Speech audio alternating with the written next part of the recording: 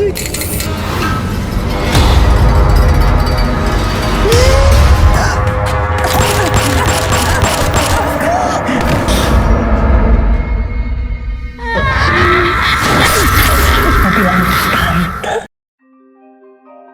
বন্ধুরা, আমি অঙ্কুশ। আপনারা শুনছেন হান্টিং নাইটমেয়ার। আজ আমি এক্সপ্লেন করতে যাচ্ছি 2025 সালে মুক্তি পাওয়া ইন্দোনেশিয়ান হরর গুন্ডিক মুভির ভয়ঙ্কর কাহিনীটি। চলুন তাহলে এবার কাহিনীতে ফেরা যাক। কাহিনীর শুরুতে আমরা একটি বিজ্ঞপ্তির মাধ্যমে জানতে পারি যে একসময় প্রতিটা দেশে রাজাদের স্ত্রী ছাড়াও একজন করে উপপত্নী থাকত, যারা রাজাকে সাহায্য করবে শক্তি এবং রাজনীতির ক্ষেত্রে, যাদেরকে ইন্দোনেশিয়ান ভাষায় গুন্ডিক বলা হতো। এই উপপত্নীরা অন্য কোনো রাজ্য থেকে আসত। সহজ কথায় বলতে গেলে গুন্ডিক মানেই হচ্ছে উপপত্নী বা প্রস্টিটিউট। কাহিনীতে এই গুন্ডিককে দেখানো হয়েছে একজন অলৌকিক ক্ষমতাধারী বা সুপার ন্যাচারাল এন্টিটি হিসাবে, যে এসেছে অন্য জগৎ বা সময় থেকে। এই গুন্ডিক প্রায় প্রভাবশালী মানুষদেরকে সাহায্য করে রাজনীতিক ক্ষেত্রে।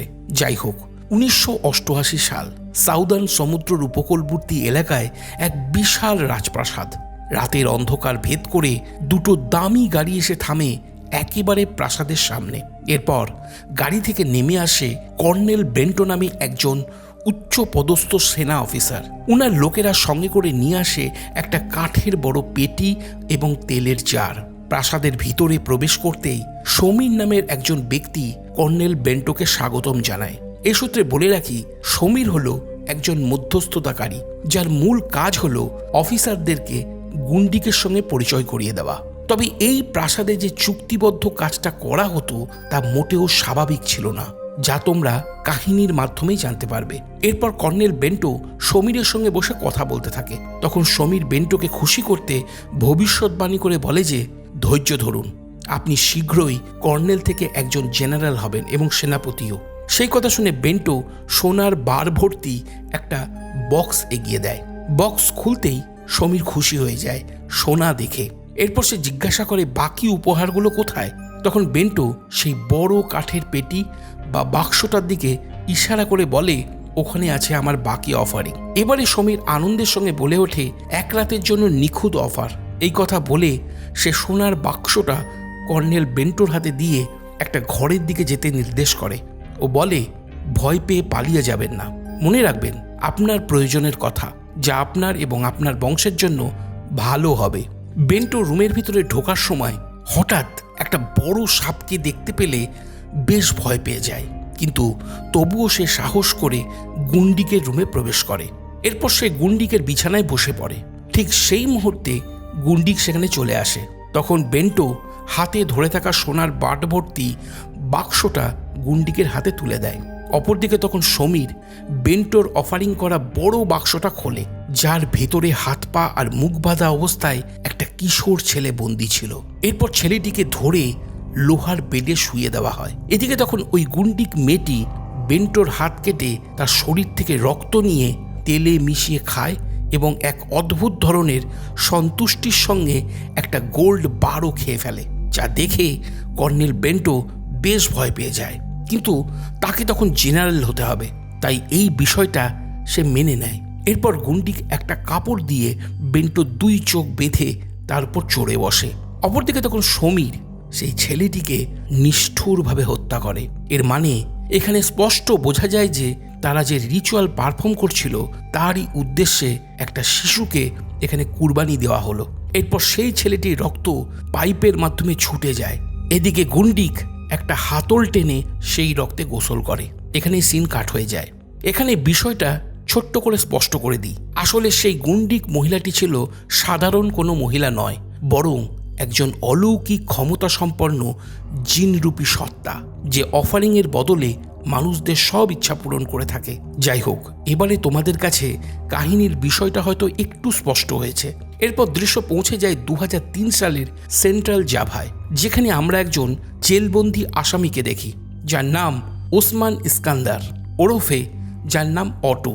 হত্যার জন্য তার কারাগারে সাজা হয় 12 বছর, কিন্তু ভালো আচরণের কারণে তাকে 6 বছরের সাজা কমিয়ে আজই তাকে ছেড়ে দেওয়া হয়। ওসমান জেলের বাইরে এলে দেখে তার মেয়ে ম্যারি তাকে রিসিভ করতে এসেছে। সেই দিকে ওসমান খুশি হয়ে যায়, কিন্তু ম্যারি যখন ক্যাবের মধ্যে থেকে বাইরে বেরিয়ে আসে তখন তার মুখ ফ্যাকাশে হয়ে যায়, কারণ তার মেয়ে এখন গর্ভবতী। জেলে বন্দি থাকাকালীন সময় সে তো জানতেই পারেনি যে কোন ছেলের সাথে সম্পর্কে থেকে তার মেয়ে গর্ভবতী হয়েছে। তাই এই বিষয়ে ওসমান বেশ শক খায়। ঠিক তখন তার মেয়ে ম্যারি তার প্রেমিককে ডাকে, যে ওই ক্যাবের চালক ছিল, আর ছেলেটির নাম ইব্রাহিম। সেই কথা শুনে ওসমানের মাথায় বাজ ভেঙে পড়ে, কারণ সে এটা কখনো চায়নি যে তার মেয়ে কোনো ক্যাব ড্রাইভার বা এমন কারোর সাথে প্রেম করুক, কিন্তু তার আর কিছু করা ছিল না। অপরদিকে এই বিষয়টাকে সে মন থেকে সেইভাবে মেনে নিতেও পারছিল না। যাই হোক, এরপর তারা বাড়ি ফিরে একসঙ্গে লাঞ্চ করতে বসে। তখন ওসমান বলে, ইসলাম ধর্মে একটি মেয়ের অবশ্যই একজন অভিভাবক থাকতে হবে বিয়ে করার জন্য। যদি কোনো অভিভাবক না থাকে তখন সেই বিবাহ হয় অকার্যকর বা বাতিল। তাই মেরির সন্তান অবৈধ, এটা গ্রহণযোগ্য নয়। সেই কথা শুনে ম্যারি বলে, বিয়ের সময় তার সাথে চাচা রেজা অভিভাবক হিসাবে উপস্থিত ছিলেন, যিনি আসলে ম্যারির মায়ের ভাই। আর এই বিয়ের সময় একজন ওস্তাদ ছিল, যিনি এই বিয়েকে বৈধ বলেছেন। এমন সময় ইব্রাহিম ওসমানকে বাবা বলে ডাকে, যা শুনে ওসমান প্রচণ্ড রেগে যায়, কারণ সে ইব্রাহিমকে অ্যাকসেপ্ট করেনি। এরপর আমরা ফ্ল্যাশব্যাকে একটা দৃশ্য দেখি, যেখানে কিছু দুষ্কৃতী মিলে একটা সময় ওসমানের স্ত্রীকে খুন করছে, আর সেই দুষ্কৃতীদের উপর প্রতিশোধ নিতে ওসমান তাদেরকে মেরে ফেলছে, আর এই জন্যই সে জেলে গিয়েছিল। যাই হোক, পরদিন ওসমান আবারও মেরি এবং ইব্রাহিমের সঙ্গে খেতে বসে। সেই সময় হঠাৎ ইব্রাহিমের মায়ের ফোন আসে। উনি ইব্রাহিমকে তার বাবার অসুস্থতার খবর দেয়, যার অবস্থা খুবই গুরুতর ছিল। সেই কথা শুনে ইব্রাহিম তাড়াতাড়ি হাসপাতালের উদ্দেশ্যে বেরিয়ে পড়ে। এখানে আমরা জানতে পারি যে ইব্রাহিমের বাবা বেশ কিছুদিন ধরে কঠিন অসুস্থতায় ভুগছিলেন, আর এখন উনি জীবনের শেষ নিঃশ্বাস ফেলতে চলেছেন। এদিকে তখন ইব্রাহিম চলে যাওয়ার পরে ওসমান মেরিকে ইব্রাহিমের বাবার সম্পর্কে প্রশ্ন করে যে ওর বাবা কি করতেন। উত্তরে মেরি বলে যে ইব্রাহিমের বাবা তার বাবার মতনই, মানে ওসমানের মতনই একজন অপরাধী ছিলেন। ওসমান বলে, তার বাবা কি আমার মতন কাউকে হত্যা করেছিল? মেরি বলে, না, উনি একজন চোর, ঠিক তোমারই মতন। এখানে আমরা জানতে পারি যে ওসমান চুরি করত। অপরদিকে ইব্রাহিম হাসপাতালে যায়, যেখানে পৌঁছালে সে জানতে পারে তার বাবার অঙ্গপ্রত্যঙ্গগুলো কাজ করা বন্ধ করে দিয়েছে, আর তার শরীর দ্রুত অবনতির দিকে এগোচ্ছে। মানে উনার মাল্টিপল অর্গান যে কোনো সময় ফেলিওর হতে পারে। এছাড়া ডাক্তাররাও বলেছিল যে উনাকে বাঁচানোর জন্য আর কিছুই করা যাবে না। তাই ইব্রাহিমের মা চেয়েছিল যে কোনো কিছুই যখন করা সম্ভব হচ্ছে না, তখন উনাকে, মানে তার স্বামীকে বাড়িতে নিয়ে যেতে, কারণ হাসপাতালে বিল তো দিন দিন বেড়েই যাচ্ছে। এদিকে তখন বাড়িতে মেরির হঠাৎ প্রসব যন্ত্রণা শুরু হলে তার বাবা, মানে ওসমান, তাকে সামলায়। সে মেরিকে ধরে চেয়ারে বসিয়ে দেয় ও বলে সিজার করিয়ে নিতে, কিন্তু ম্যারি সেটা চায় না, কারণ ওটা ব্যয়বহুল এবং তাদের কাছে সেই টাকা নেই। ঠিক তখনই ওসমানের কাছে ক্রাইম ওয়ার্ল্ড থেকে নতুন একটা কল আসে, যেটা ছিল টনি নামে একজন ব্যক্তির। টনি হলো সেই ব্যক্তি যে ওসমানকে ইল্লিগাল কাজ যেমন চুরি ডাকাতি করতে বলতো। ফোন রিসিভ করতেই টনি ওসমানকে তার কোড নেম অটো বলে ডাকে। আসলে তাদের কর্মক্ষেত্রে কেউই তাদের আসল নাম ব্যবহার করে না, বরং প্রত্যেকেই নিজেদের কোড নেম ইউজ করে থাকে, যাতে কল রেকর্ডিং হলেও আসল নাম কেউ জানতে না পারে। যাই হোক, টনির কাছে একটা দারুণ অফার ছিল, যেখানে ওসমানকে, মানে অটোকে, নাইয়ের নামক একটা রাজপ্রাসাদে চুরি করতে হবে। আর এই নাইয়ের নামক রাজপ্রাসাদটি হলো আসলে কাহিনী শুরুতে দেখা সেই গুন্ডিক মহিলা বা উপপত্নীর বাসস্থান। টনি ওকে বলে যে সে শুনেছে রাজপ্রাসাদের ভিতরে প্রায় 100 কেজি সোনা লুকানো আছে, আর তাদেরকে সেই সোনাগুলোই চুরি করে আনতে হবে। কিন্তু সেই কাজ ওসমান একা করবে না, তাই টনি সেই কাজের জন্য 3 জনের নাম ঠিক করে দেয়। টনি আরও বলে যে এই 3 জনের মধ্যে যদি কেউ না আসে তাহলে সেই কাজ হবে না। আর সেই 3 জন ব্যক্তি হলো সৌদ, ফার্সি আর সুরিয়া, যারা প্রত্যেকেই ওসমানের পুরনো বন্ধু, আর সেই সঙ্গে এরা অবৈধ কাজের সঙ্গী। যাই হোক, মেয়ের অপারেশনের খরচ চালানোর জন্য ওসমান সেই ঝুঁকিপূর্ণ প্রস্তাব মেনে নেয়। এরপর ওসমান বেরিয়ে পড়ে সবাইকে রেডি করার জন্য। প্রথমে সে যায় সৌদের কাছে, যে তখন তার বউয়ের সঙ্গে ঝগড়া করতে ব্যস্ত ছিল, কিন্তু ওসমানকে আসতে দেখে সৌদ সব ভুলে বেশ খুশি হয়ে যায়, কারণ অনেক দিন পরে সে তার বন্ধুকে দেখেছিল। এরপর যখন ওসমান তাদের নতুন কাজের কথা বলে, তখন সব কথা শুনে সৌদ কাজ করতে রাজি হয়ে যায়। এরপর তারা দুজন মিলে ফার্সির বাড়িতে যায়, যিনি আর কেউ নয় বরং মেরির চাচা রেজা। ফার্সিকে তখন কিছু লোক ধরে রেখে মারছিল, কারণ সে তাদের দেওয়া টাকা ফেরত দেয়নি। ঠিক তখনই ওসমান আর সৌদ এসে ফার্সিকে বাঁচিয়ে নেয়। অপরদিকে তখন আমরা ইব্রাহিম এবং তার মাকে দেখতে পাই, যেখানে তার মা বলছে, তোমার বাবা তখনই মরতে পারবেন, মানে কষ্টের হাত থেকে মুক্তি পাবেন, যতক্ষণ না তুমি তার রহস্যময় বাক্স, যা উত্তরাধিকার সূত্রে পাওয়া, সেটা গ্রহণ করে না নিচ্ছ। সেই কথা শুনে ইব্রাহিম তার বাবার জিনিসপত্রের মধ্যে সেই বাক্সটা খুঁজতে যায়। বাড়িতে কোনো আলো নেই। সে মোমবাতি জেলে দেয়। তখনই আমরা দেখি ইব্রাহিমের পিছন দিয়ে কোনো এক জিনরূপী ছায়াকে সরে যেতে, কিন্তু ইব্রাহিম তাকে দেখতে না পেলেও কোনো কিছুর উপস্থিতিকে অনুভব করে। এরপর সে টেবিলের উপর একটা ছুরিকে বিঁধে থাকা অবস্থায় দেখতে পায়, যা দেখে হাত বাড়ালেই তার সামনে একটা কাফন জড়ানো জ্যান্ত লাশ এসে পড়ে, মানে পোচং। কিন্তু পরক্ষণেই তা অদৃশ্য হয়। ইব্রাহিম ভয় পেলেও আবার সেদিকে তাকালে দেখে সেখানে একটা বাক্স রাখা আছে, যে বাক্সটা ইব্রাহিমকে অশুভ শক্তির হাত থেকে বাঁচাবে। বাক্স হাতে নিয়ে খুলতেই তার ভিতর থেকে একটা বই পাওয়া যায়, যার মধ্যে অনেক রকমের মন্ত্র লেখা ছিল। এই সূত্রে বলে রাখি, ইব্রাহিমের বাবা একজন সামান বা ওঝা ছিলেন। এবারে ইব্রাহিম তার বাবার সম্পত্তি গ্রহণ করে, আর গ্রহণ করার সঙ্গে সঙ্গেই তার বাবা শেষ হয়ে যায়। অপরদিকে তখন আমরা সৌদ এবং ওসমানকে দেখি, যারা রেজার সঙ্গে কথা বলছিল, মানে ফার্সির সঙ্গে। প্রথমে রেজা আর ওসমানের মধ্যে ম্যারির অভিভাবকের দায়িত্ব প্রসঙ্গে একটু তর্ক হয়, যেখানে রেজা বলে ইব্রাহিম ভালো ছেলে, সে ম্যারিকে অনেক ভালোবাসে। যাই হোক, তর্ক শেষ করে প্রাসাদের প্রসঙ্গ উঠলে তারা বলে যে সেখানে কিছু অদ্ভুত এবং ভৌতিক জিনিস ঘটে। তখন রেজা বলে যে সুরিয়া তাদের কাজে আসবে, কারণ সে একজন সামান বা ওঝা, তাকে কেউ মারতে পারবে না, কারণ সে খুবই শক্তিশালী। এরপর তারা যখন তাদের চতুর্থ সদস্য সুরিয়ার বাড়িতে যায়, যার আসল নাম ছিল আজহার, সেখানে পৌঁছালে তারা চমকে যায়, কারণ তখন বাড়িতে সুরিয়ার জানাজা চলছিল। এই প্রসঙ্গে বলে রাখি, সুরিয়া মানে আজহারের ছেলেই হলো ইব্রাহিম, যা ওসমান তখন জানতে পারল। এরপর ওসমান ইব্রাহিমকে জিজ্ঞাসা করে যে সে তার মেয়েকে কেন বিয়ে করলো। উত্তরে ইব্রাহিম বলে যে তার বাবা তাকে বলেছিল যেন সে তার বন্ধুবান্ধবদের পরিবারের খেয়াল রাখে, আর সে তাই করেছিল। তখন ঘটনাচক্রে ইব্রাহিম ম্যারিকে ভালোবেসে ফেলে। সেই কথা শুনে ওসমান মনে মনে বেশ খুশিই হয়। কিন্তু আসল কথা হলো, আজ পর্যন্ত ম্যারি ইব্রাহিমকে কখনো এটা বলেনি যে তার বাবা মানে ওসমান একজন চোর, কারণ সে তার বাবার সঙ্গেই কাজ করে। সব কথা শুনে ওসমান জিজ্ঞাসা করে, ম্যারি কি জানে যে ইব্রাহিম তাদের গ্যাংয়ে যোগ দিতে চায়? ইব্রাহিম বলে ম্যারি এখনো কিছু জানে না। অবশেষে ওসমান ইব্রাহিমকে সুরিয়ার বদলে তাকে টিমে নিয়ে নেয়। চুরির রাত। ইব্রাহিম ম্যারিকে বলে যে সে নাইট শিফটে যাবে ক্যাব চালাতে। এই কথা বলেই সে চুরির উদ্দেশ্যে বেরিয়ে পড়ে নিজের ক্যাবে চেপে। এরপর সেই ক্যাবে একে একে বাকিরাও উঠে পড়ে। তখন ওসমান তার সব প্ল্যানিং বলে। সে বলে সবাই ভিতরে যাবে, কিন্তু ইব্রাহিম বাইরে থাকবে আর তার ওঝার শক্তি ব্যবহার করবে। যদি তখন কোনো সমস্যা আসে বা টের পায়, তাহলে সে ক্যাবের হর্ন বাজিয়ে একটা সিগন্যাল দেবে তার বাবার মতন। কিন্তু আসলে দেখতে গেলে ইব্রাহিমের ওঝা সম্পর্কিত বিষয়ে তেমন কোনো বিশেষ ধারণা ছিল না, মানে তার বাবা তাকে এসব ভালো করে শেখায়নি। যাই হোক, এরপর ওসমান চেনার সুবিধার্থে সবাইকে কোড নেম ব্যবহার করতে বলে। ওসমান হয় অটো, সালমান হয় সৌদ, রেজা হয় ফার্সি, আর ইব্রাহিম হয় সুরিয়া। কিন্তু সমস্যা হলো, ইব্রাহিম তন্ত্রমন্ত্র কিছুই জানে না। সে ভেবেছিল তার কাজ শুধু গাড়ি চালানো। তখন ওসমান তাকে মনে করিয়ে দেয় যে তার বাবার কাজ ছিল শুধু ড্রাইভার হওয়া নয়, বরং ইভিল স্পিরিট বা জিনের থেকে পুরো টিমকে বাঁচানো। কোনো উপায় না দেখে ইব্রাহিম তার বাবার রেখে যাওয়া এক পুরনো বইয়ের উপর বিশ্বাস করে এবং সেফটির জন্য গাড়ির ড্যাশবোর্ডে বাবার ছুরি রাখে। কিন্তু ওসমান লক্ষ্য করে ইব্রাহিম তার বাবার মতন কাজ করতে পারছে না। এরপর ওরা একে একে বাড়ির ভিতরে যায় সোনার খোঁজে, আর ইব্রাহিম এদিকে বাইরে অপেক্ষা করতে থাকে। তখন হঠাৎ সে দূরে একটা বুড়ি মহিলার জিনকে অদ্ভুতভাবে নাচতে দেখে। ক্রমেই সেই মহিলা ধীরে ধীরে তার দিকে এগোতে থাকে। পর মুহূর্তে সেই মহিলা ইব্রাহিমের ক্যাবের পিছনের সিটে চলে আসে। ভয়ে ইব্রাহিম গাড়ি থেকে লাফ দিয়ে বাইরে বেরিয়ে আসে। এরপর সে ভিতর থেকে ঝুঁকে দেখে সেখানে কেউ ছিল না, কিন্তু ড্যাশবোর্ডে রাখা ছুরি দুটুকরো হয়ে গিয়েছিল। অপরদিকে তখন সৌদ একটা ঘরের ভিতরে পৌঁছালে সেখানে একটা বাচ্চা মেয়েকে হাত পা বাঁধা অবস্থায় বিছানায় শুয়ে থাকতে দেখে। সম্ভবত ওই মেয়েটাকে কোনো অফার হিসাবে আনা হয়েছে। সৌদ মেয়েটিকে বাঁধনমুক্ত করার চেষ্টা করে।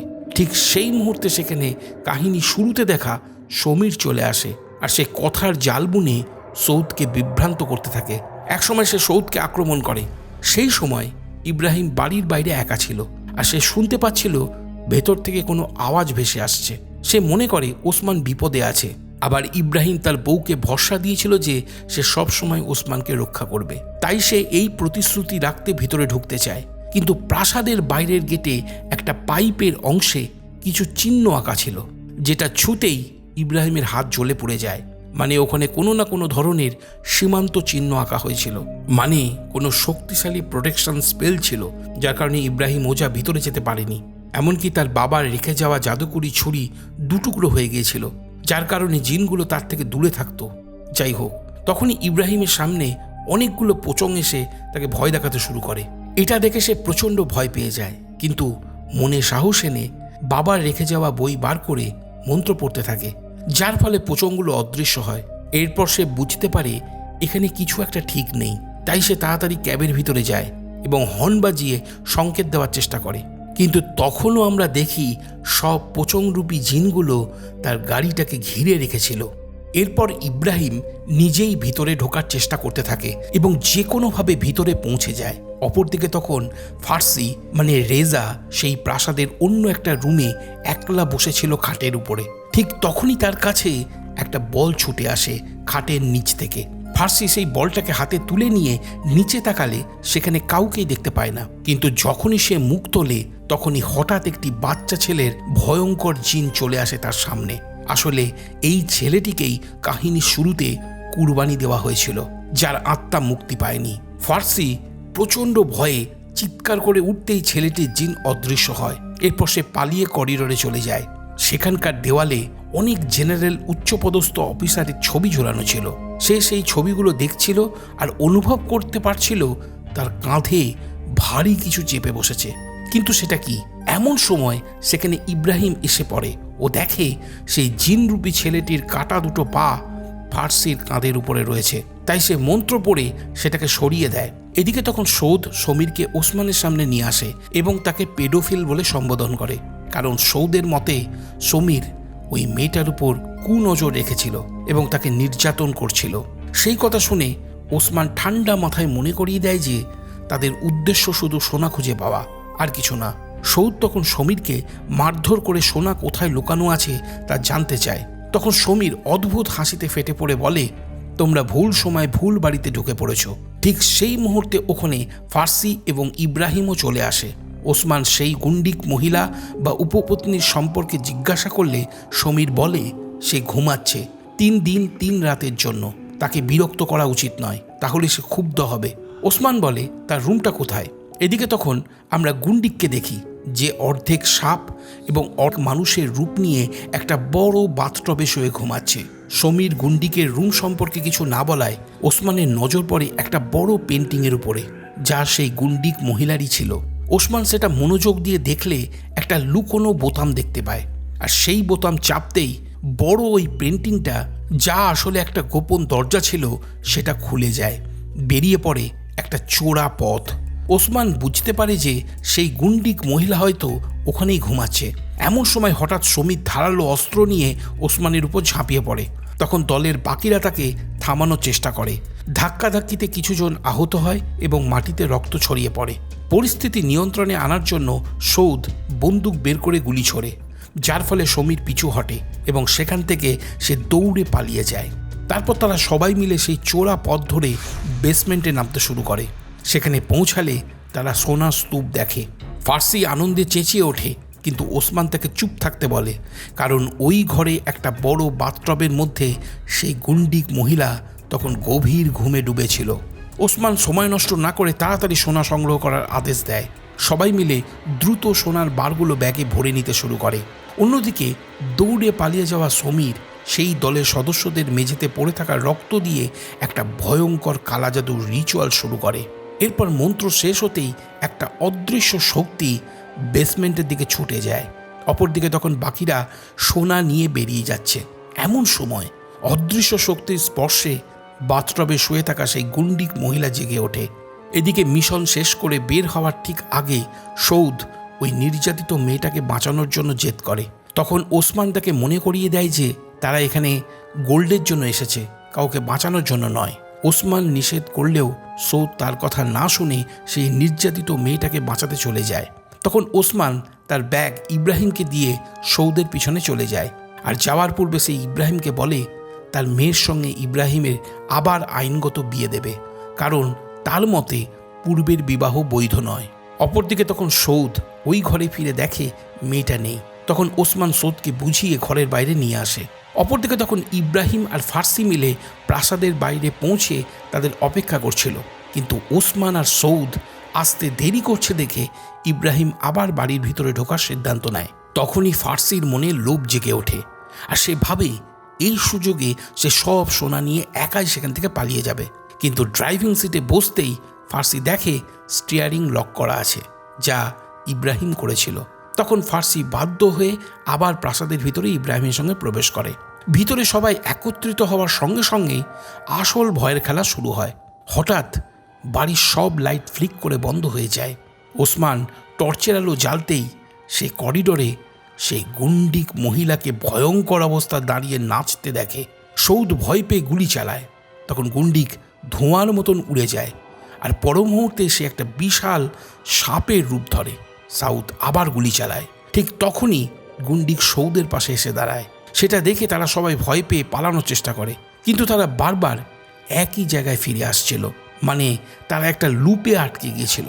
শেষ পর্যন্ত তারা ওই গুন্ডিক মহিলার মুখোমুখি হয়। তখনই আবার লাইট জ্বলে ওঠে। তখন গুন্ডিক ইব্রাহিম বাদে বাকি 3 জনকে রাজা বলে সম্বোধন করে। সৌদ প্রচণ্ড ভয়ে নিজের উপর নিয়ন্ত্রণ হারিয়ে পাগলের মতন হয়ে গুন্ডিকের দিকে গুলি চালাতে থাকে।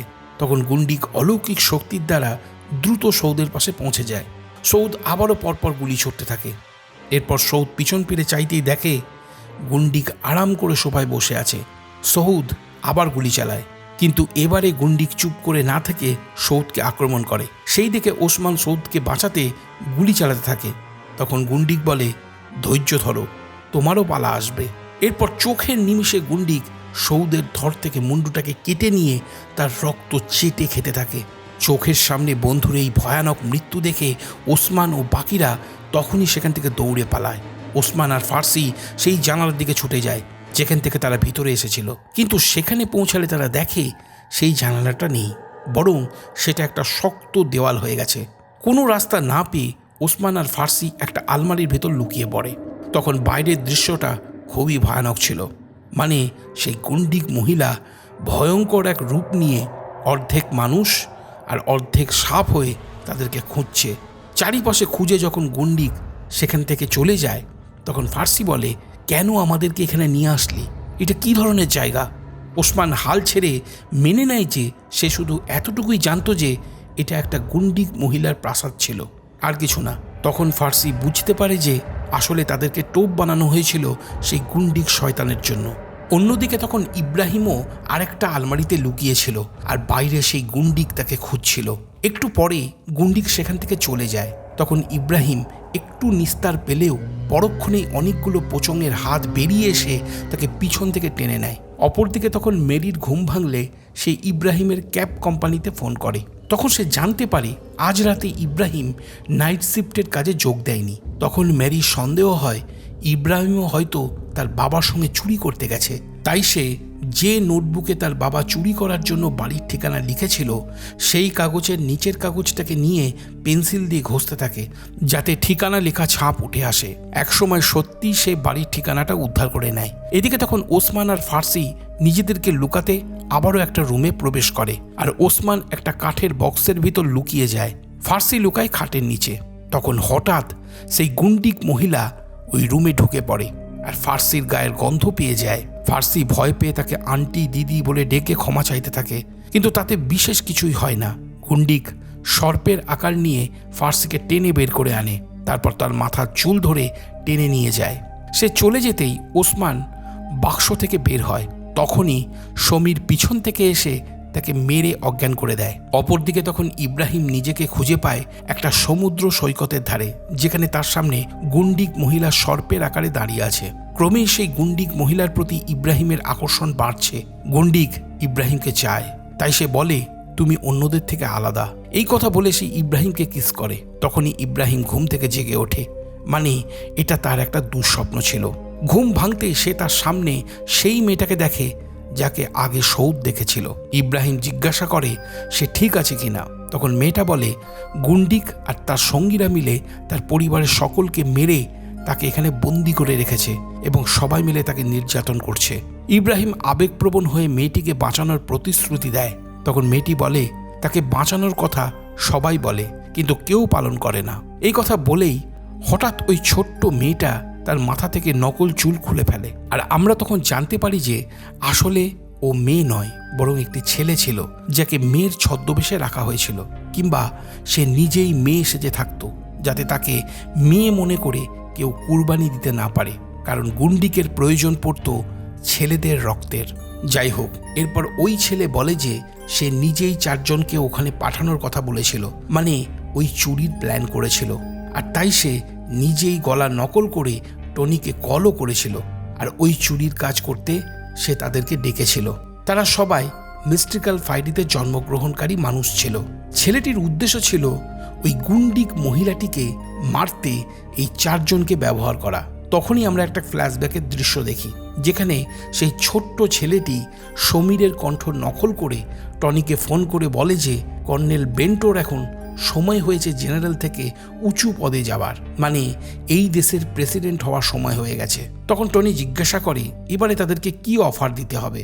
উত্তরে ছেলেটা অর্ডার দেয় এমন 4 জন মানুষকে পাঠাও যাদের জন্ম মিস্ট্রিক্যাল ফ্রাইডে বা বিশেষ ওই শুক্রবারে জন্ম হয়েছে। তোমাদের হয়তো মনে থাকবে এই কারণেই কিন্তু টনি ঠিক করেছিল ওই 4 জনের নাম, মানে রিজা, সৌদ, ওসমান আর সুরিয়া।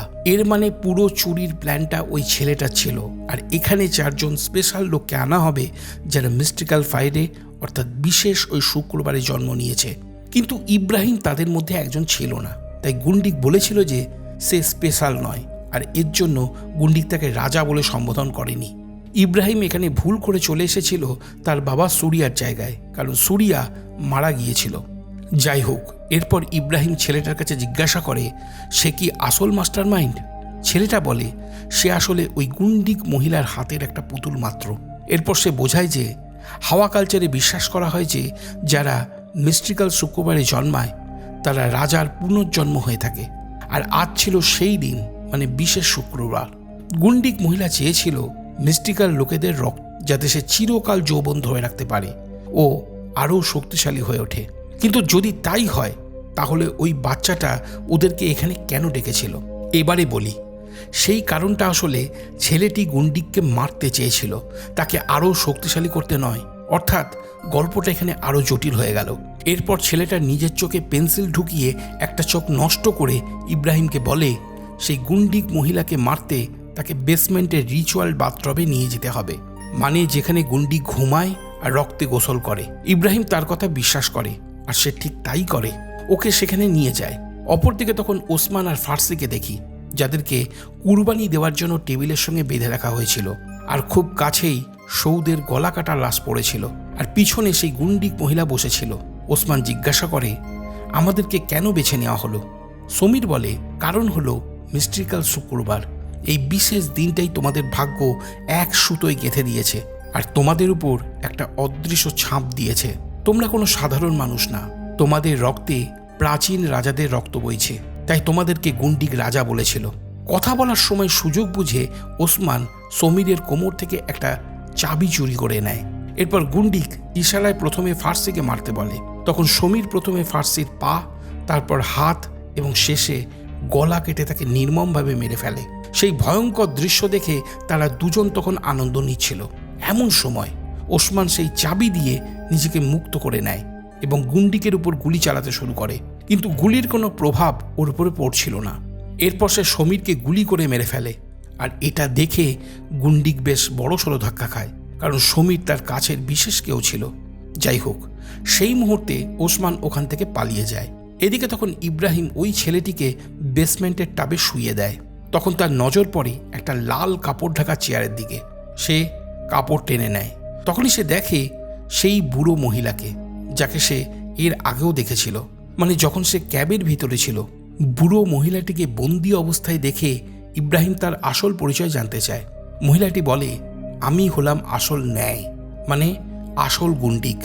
এখন যে গুন্ডিক সে যে রয়েছে সে আমার সঙ্গে বিশ্বাসঘাতকতা করেছে, ঠিক যেভাবে এই বাচ্চাটি তার সাথে বিশ্বাসঘাতকতা করতে চায়।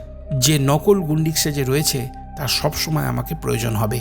তার শক্তি আমার চেয়ে অনেক কম। তাকে বেঁচে থাকতে হলে আমার রক্তের প্রয়োজন।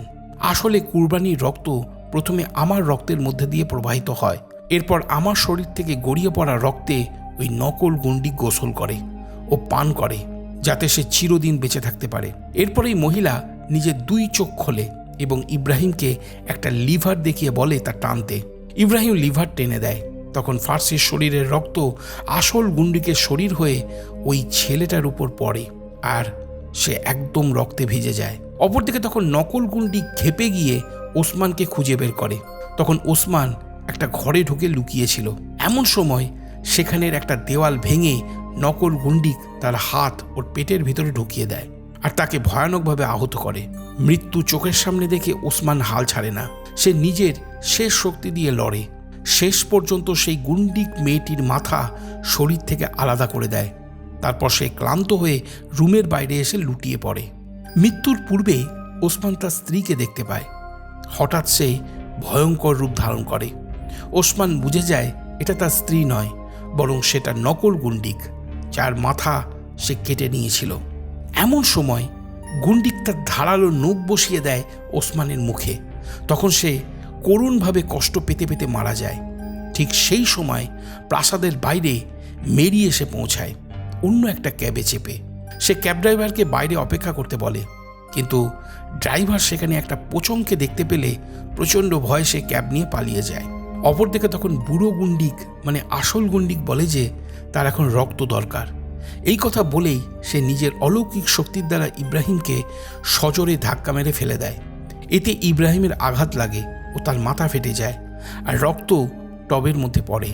সঙ্গে সঙ্গে সেই ছোট্ট ছেলেটা এক ডিমনের রূপ নেয়, মানে ধ্বংসের প্রতীক, এক চোখ বিশিষ্ট শয়তান, যার নাম জিও।